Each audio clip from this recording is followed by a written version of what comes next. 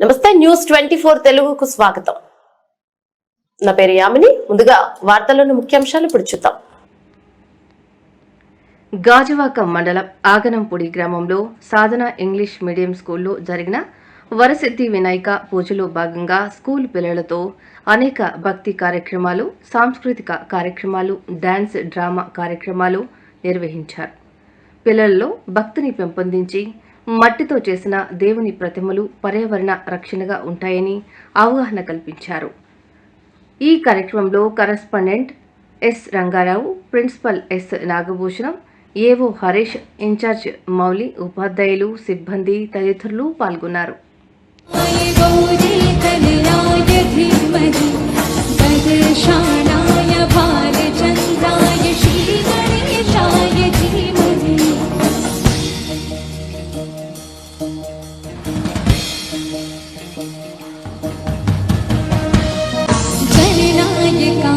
गणदेवताय गणाध्यक्षाय धीमहि गुणशरीराय गुणमण्डिताय गुणेशानाय धीमहि गुणातीताय అందరికీ వినాయక చవితి శుభాకాంక్షలు.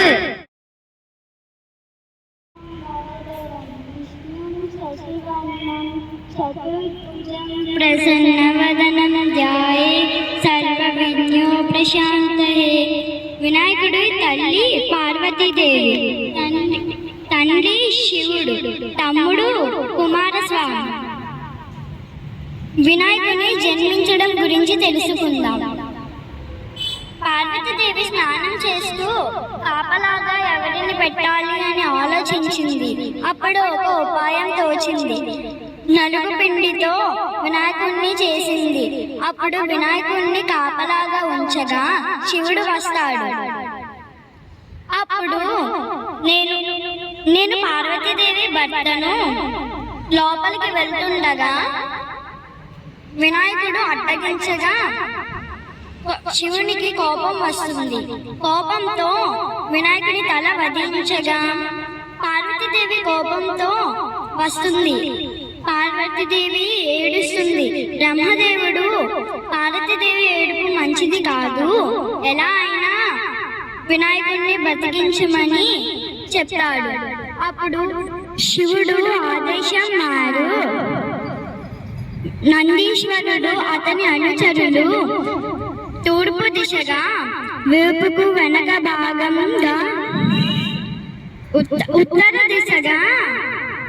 ఉత్తర దిశగా వీపుకు వెనక భాగంగా నిద్రించిన వాళ్ళని తల తీసుకొని రమ్మంటారు.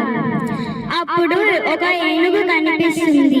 ఏనుగు తలను బాల వినాయకుడికి పెట్టి శివుడు ప్రాణం పోస్తాడు. నా పేరు ధార్మిక శ్రీ చక్ర. నేను 2వ తరగతి చదువుతున్నాను. దేవుడు